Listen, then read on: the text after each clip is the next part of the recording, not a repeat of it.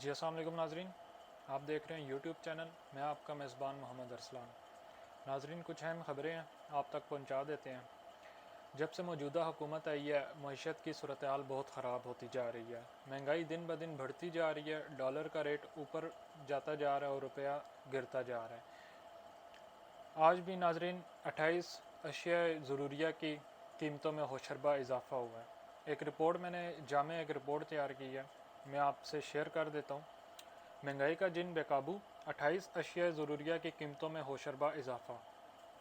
اب یہ 28 اشیاء ضروریہ کی قیمتیں کون سی ہیں، یہ ان میں سے چند میں آپ کو بتا دیتا ہوں۔ آٹا، چکن، آلو، انڈے، مسور، ماش کی دال، مٹن، سگریٹ، ماچس سمیت دیگر اہم جو اشیاء ضروریہ کی چیزیں ہیں وہ مہنگی ہیں۔ ڈالر مہنگا ہونے سے قرضوں کے بوجھ میں بھی اضافہ ہوا ہے۔ جو موجودہ حکومت ہے اس کو ابھی تقریباً مہینہ یا سوا مہینہ ہوا ہے، تو اس موجودہ حکومت کے ہوتے ہوئے اب تک جو قرضے ہیں پاکستان پر اس میں 1200 ارب روپے کا اضافہ ہوا ہے۔ جی ناظرین، اب تک یہ ایک سوا مہینے کی بات ہے، اس میں 1200 ارب روپے کا قرضوں میں اضافہ ہوا ہے پاکستان کے۔ مہنگائی کے حوالے سے میں آپ کو مزید بتاتا چلوں کہ گزشتہ ہفتے مہنگائی کی شرح 15.85% تک پہنچ گئی۔ رپورٹ کے مطابق حالیہ ہفتے ملک میں 28 اشیاء ضروریہ کی قیمتوں میں ہوشربا اضافہ ہوا ہے۔ گزشتہ ہفتے کے دوران آٹے کے تھیلے میں سب سے زیادہ اضافہ ہوا ہے۔ گزشتہ ہفتے کے دوران پچھلے سال کی نسبت پیاز، ٹماٹر، لہسن اور کوکنگ آئل کی قیمتوں میں سب سے زیادہ اضافہ ہوا ہے۔ بلومبرگ ایک عالمی ادارہ ہے جو ملکوں کی معیشت پر نظر رکھتا ہے۔ پاکستان کے حوالے سے بلومبرگ کی رپورٹ کے مطابق پاکستان کو ڈیفالٹ سے بچنے کے لیے IMF پیکیج پیٹرولیم سبسڈی ختم کرنا ہوگی۔ اگر پیٹرولیم سبسڈی ختم کرنے کا مطلب ہے کہ پیٹرولیم مصنوعات کی قیمتیں بڑھیں گی۔ عدم اعتماد کی کامیابی کے بعد زر مبادلہ ذخائر میں 6 ارب ڈالر کمی ہوئی، یہ اہم بات ہے اس میں۔ یہ بلومبرگ جو ایک بین الاقوامی ایک ادارہ ہے، وہ لکھ رہا ہے کہ جب سے یہ عدم اعتماد کامیاب ہوئی ہے، جب سے یعنی کہ عمران خان گئے ہیں، اس کے بعد سے اب تک ملک میں 6 ارب ڈالر کے زر مبادلہ میں کمی آئی ہے۔ 6 ارب ڈالر ناظرین، یہ بہت بڑا فگر ہے، مطلب کہ ڈالر کم ہوئے ہیں آپ کے ملک میں۔ زر مبادلہ ذخائر صرف 2 ماہ کی درآمدات کے لیے کافی۔ سٹاک مارکیٹ 5% گر گئی۔ معاشی مشکلات کے ساتھ عمران خان کی مارچ کی دھمکی حکومت کے لیے پریشانی کا سبب ہے۔ بلومبرگ نے اپنی تجزیاتی رپورٹ میں کہا ہے کہ پاکستان کے نئے وزیر اعظم شہباز شریف کو ملک کی موجودہ معاشی صورتحال کے پیش نظر IMF سے بیل آؤٹ پیکیج لینے کے لیے پیٹرولیم مصنوعات پر سبسڈی ختم کرنے کا مشکل فیصلہ کرنا ہوگا۔ نون لیگ کے سینئر رہنما اسحاق ڈار نے چند روز قبل صحافیوں سے گفتگو کرتے ہوئے کہا تھا کہ حکومت کو پیٹرولیم مصنوعات کی قیمتیں بڑھانے کا مشکل مرحلہ درپیش ہے۔ سابق وزیر اعظم عمران خان نے پیٹرولیم پر 300 ارب روپے سبسڈی دے کر جون تک قیمتوں میں اضافہ روک دیا تھا۔ بلومبرگ نے اپنی رپورٹ میں بتایا کہ پاکستان کو حالیہ ہفتوں میں IMF سے قرضہ یقینی بنا کر ڈیفالٹ سے بچنے کے لیے مشکل فیصلے کرنے پڑ رہے ہیں۔ ناظرین، اس ٹائم جو ملک کی جو معاشی صورتحال ہے، عدم اعتماد جب سے یہ کامیاب ہوئی ہے، اس کے بعد جو ملک کو معاشی طور پر جو نقصان ہوا ہے، اس ٹائم تقریباً ابھی ہم نے دیکھا ہے کہ سری لنکا میں معاشی بحران پیدا ہوا ہے، سری لنکا کی معیشت ڈیفالٹ کر گئی، ملک میں مظاہرے پھوٹ پڑے، ایون کہ وزیر اعظم تک جو ہیں ان کے بدل گئے۔ اب اس ٹائم تقریباً ہم کہہ سکتے ہیں کہ پاکستان میں بھی جو معاشی صورتحال ہے وہ تقریباً جو سری لنکا میں کچھ دن قبل تھی، تقریباً ویسی معاشی صورتحال پاکستان میں بھی بننے جا رہی ہے آگے، کیونکہ بلومبرگ اپنی رپورٹ میں لکھ رہا ہے کہ پاکستان کو ڈیفالٹ سے بچنے کے لیے IMF سے بیل آؤٹ پیکیج لینا پڑے گا۔ IMF سے بیل آؤٹ پیکیج اگر لینا پڑے گا تو ظاہری بات ہے IMF کی شرائط ماننا پڑیں گی۔ IMF کی شرائط ماننا پڑیں گی تو ظاہری بات ہے وہ کہہ رہے کہ پیٹرولیم مصنوعات پر جو سبسڈی جو عمران خان نے جو پچھلی حکومت نے رکھی تھی وہ ختم کرو۔ سبسڈی ختم ہوگی تو اس بات کا مطلب ہے کہ پیٹرولیم مصنوعات کی قیمتیں بڑھیں گی۔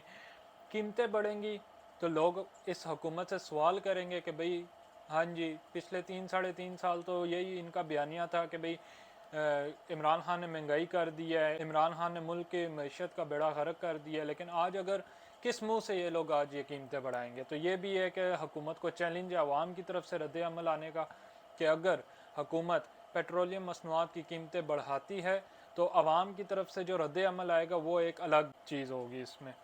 ناظرین، بلومبرگ نے اپنی رپورٹ میں مزید کہا کہ پاکستان میں اس وقت جو مہنگائی کی شرح ہے وہ ایشیا میں سری لنکا کے بعد دوسرے نمبر پہ ہے۔ جی ناظرین، دوسرے نمبر پر پاکستان میں مہنگائی کی شرح، یہ جو حکومت مہنگائی کم کرنے آئی تھی ان کے دور حکومت میں ایشیا کے اندر پاکستان میں مہنگائی دوسرے نمبر پہ ہے۔ ناظرین، پاکستان کے زیر مبادلہ ذخائر 10 ارب 30 کروڑ ڈالر ہیں جو 2 ماہ کی درآمدات کے لیے کافی ہیں۔ گزشتہ ماہ سٹاک مارکیٹ 5% گر گئی اور ڈالر کے مقابلے میں روپیہ اپنی تاریخ کی کم ترین سطح پر ہے۔ عمران خان کے خلاف تحریک عدم اعتماد کامیاب ہونے کے بعد ملکی زر مبادلہ ذخائر میں 6 ارب ڈالر کمی واقع ہوئی۔ یہ بلومبرگ اپنی رپورٹ میں لکھ رہا ہے۔ یہ بلومبرگ کوئی پاکستان کا یا پی ٹی آئی کا ادارہ نہیں ہے، یہ ایک غیر ملکی ایک ایجنسی آپ کہہ لیں یا اخبار ہے، یہ ایک ادارہ ہے جو ملکوں کی معیشت پر یہ تبصرہ کرتا ہے، نظر رکھتا ہے اس کے حوالے سے۔ تو دوسری جانب ناظرین، ملک میں شدید گرمی کی لہر ہے۔ کراچی، لاہور، کوئٹہ اور دیگر شہروں سمیت ملک میں طویل ترین ایک لوڈ شیڈنگ کی یہ لہر ہے۔ ناظرین، میں کیونکہ ادھر اسلام آباد میں رہتا ہوں، اسلام آباد مین شہر اقتدار ہے، اسلام آباد میں رہتے ہوئے ناظرین یہاں پر اتنی زیادہ لوڈ شیڈنگ ہے، تو میں سوچتا ہوں کہ اگر اسلام آباد کا یہ حال ہے تو جو ملک کے جو دیگر جو دور دراز کے علاقے ہیں یا پنجاب کے، سندھ کے، بلوچستان کے جو دور دراز کے علاقے ہیں وہاں کے لوگوں کا کیا حال ہوگا، وہاں کے شہریوں کا کیا حال ہوگا، کیونکہ اسلام آباد میں آج کل اتنی تیز گرمی ہے جو کہا جا رہا ہے کہ اس دفعہ ریکارڈ گرمی پڑے گی۔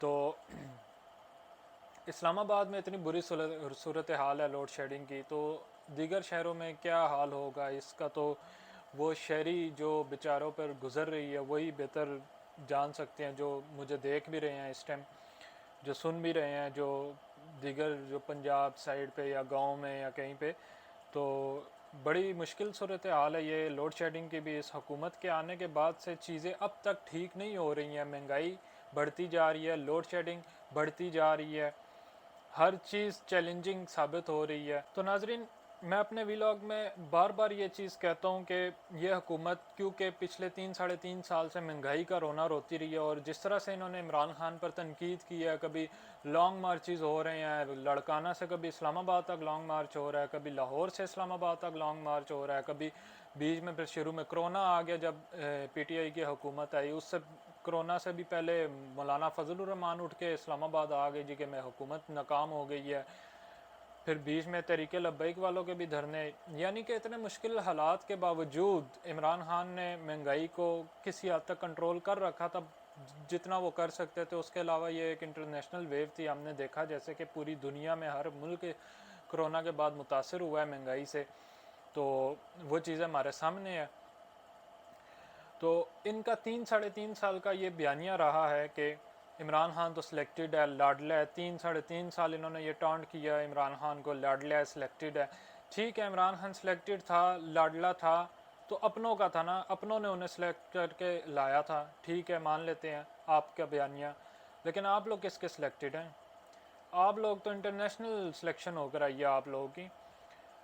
فوج تو چلو اپنی تھی، اگر فوج نے آپ لوگوں کے بیانیے کے مطابق اگر سلیکٹڈ تھا، سلیکٹڈ کا مطلب کہ فوج نے لے کر آیا، فوج تو ہماری اپنی تھی نا، لیکن جہاں سے آپ لوگ سلیکٹ ہو کر آئے ہیں وہ لوگ کبھی بھی اپنے نہیں ہیں ہمارے۔ انہوں نے جو یوکرین کا حال کیا، یوکرین کو انہوں نے روس کے خلاف اسی چیز کی تسلیاں دے رکھی تھی کہ یوکرین کے ساتھ ہیں ہم، یوکرین پریشان نہ ہو، ہم اس کے ساتھ ہیں۔ آخر میں کیا ہوا جب روس نے حملہ کیا؟ چھوڑ کر بھاگ گئے۔ آج وہی سازشی عناصر بھی آپ کے پیچھے ہیں۔ تو یہ ساری چیزیں ہیں، یہ عوام اب پہلے جیسی عوام نہیں ہے۔ عمران خان صاحب بار بار کہتے ہیں کہ سوشل میڈیا کا دور ہے، ہر بچے کے پاس موبائل ہے، تو یہ پرانی آپ لوگ روایتی سیاست چھوڑ دیں، یہ پرانا زمانہ نہیں ہے۔ تو ناظرین، عمران خان کھل کر اب میدان میں آ رہے ہیں آہستہ آہستہ، کیونکہ آج انہوں نے صحافیوں سے گفتگو کرتے ہوئے جیسا کہا کہ ڈریں اس وقت سے کہ جب میں اصل میر جعفر کا نام لوں گا۔ یہ وہ کس کو تھریٹ کر رہے ہیں؟ پھر ساتھ ہی انہوں نے یہ بات بھی کی کہ میں نے اسٹیبلشمنٹ سے مختلف پیغامات آ رہے ہیں لیکن میں کسی سے بات نہیں کر رہا، میں نے ان لوگوں کے نمبر بلاک کر دیے ہیں۔ تو ناظرین اشارہ واضح ہے۔ تو ناظرین اب تک کے لیے اتنا ہی، اپنا خیال رکھیے گا، اللہ حافظ۔